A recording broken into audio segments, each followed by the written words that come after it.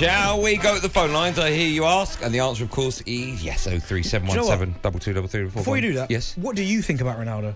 It's a great question. What do I think of Ronaldo? Listen, don't go to the thing. You answer it. Okay, so my answer with Ronaldo is there will be a time where he's not playing for Man United, and that time will be sooner rather than later. Yeah. He won't be there in 3 years. He probably won't be there in 2 if he stays at me, right? Yeah. So he's going to have to go soon.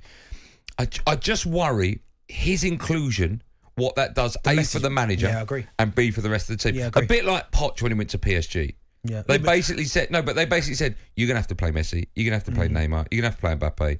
Do you know what I mean? Ramos, when he's fit, you're going to have to... But with PSG, I felt like when Poch got there, they had no respect for him in the first place. No, I know, but what I'm saying is that you have to pick these players. I just feel that if Ten Hag's coming in and you're going to give him carte blanche on whatever he wants to do, right, then give him that freedom and don't say, here's Ronaldo, you have to play him. Yeah.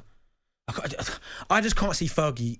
I'd hope that he'd have gone with Ten Hag and said, listen, this is the way you got to operate, but them two's relationship, Ronaldo's and Fergie's, is that tight. I don't know what Fergie would be saying in there. Let's ask you, shall we? 03717 223334. Matthew is a Man United fan. Matty boy! How's it going, guys? Good, very well. How are you? I'm good, yeah. Okay, Matt, before we talk Ronaldo, I've got a question for you. Do you like spaghetti? Yes. Okay, when you have a spag bowl, do you cut it up with your knife before you eat it? No, use a spoon to... No, not the normal way, yeah? Someone here... Oh, no, I put my knife and fork in and chop it up. Do you? Chop it up, yeah. Nah. I'm not slapping off my cheeks. What? Chop it up, man. That's what pasta shells were for. Yeah, that's exactly right. That's what little pasta shells are for. Yeah, but no. Part of the fun is it all going everywhere and ruining your brand new shirt, isn't it? Go on then, Matt. What's your view on all things United? Well, I think, look, Ronaldo, cut your losses. Thanks to the memories. It was great. Brilliant to see him coming back to the club. What he done last season was amazing. But again, I think if we didn't sign Ronaldo last year, I know everyone's saying, look, if we didn't have Ronaldo in the team, we'd be lower down the table. But I don't think that would have been the case because I think he actually took away from the team a wee bit. I think, yes, he's a fantastic player, but it put other people in the team at odds by the looks of it. So Matthew, you think by him being there last season, even though he scored the goals, which is what he did do, you still think he took something away from the overall team, the balance of the team? Yeah, I think it did, yeah, because everything sort of had to be channeled to him in a way, whereas before it wasn't as predictable, whereas everyone knew Ronaldo was our main goal threat last year.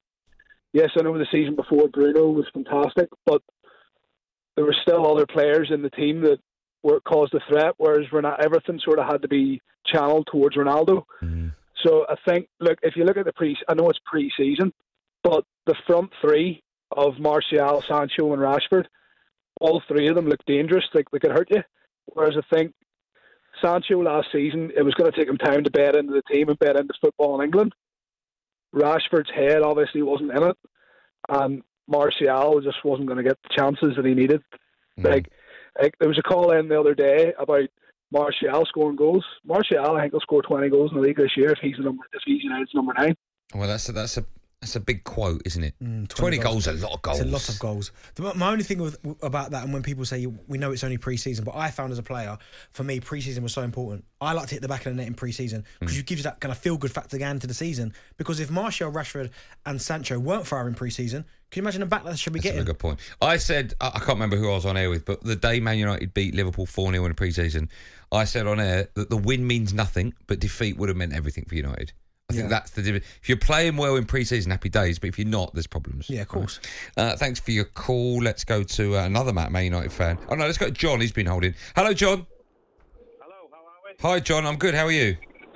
Good, mate. All good. Off you go. The way I see it is Ronaldo is and has been a fantastic player. When he came last season, everything, as that last caller just said, was geared to him. The whole team ethic, everything changed, the dynamic. I mean, as Ten Hag said in his conference when he signed was, this team finished second. We improved the team. We signed Rafael Varane, who's one of the world's best defenders. We signed Ronaldo, who's a great goal scorer, but he's not a great team player. When it gets to this stage here now where the player turns around himself and doesn't want to be part of the club, we're not talking Cristiano Ronaldo when he's 27, 28 years old. Of course. We're talking about Ronaldo when he's 38 years old, come next, I think, October. And then, in my personal opinion, we've cut our losses. Thank you very much. We enjoyed it, the great times, but it's time to move on. And this Fergie thing winds me up. I absolutely love Fergie and everything he's done and everything he's stood for. The greatest manager ever. But he's in his 80s. Give the guy a break. It's about time he retired and had some time with his family. He shouldn't be getting involved, if he presumably has been getting involved, in this Ronaldo situation, the Ronaldo signing, and also the fact that it undermines Ten Hag's authority as well. Yeah, I just don't really understand what his position is. Yes, he's an ambassador for the club, so ambassador for be that person, not getting in around the training ground and getting involved with Ten Hag and all the rest of it. Stay away. He's the figurehead and has been.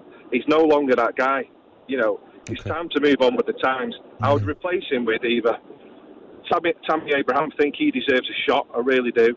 And then you've got Osimhen as well from Napoli, and then there's Patrick Schick from Leverkusen.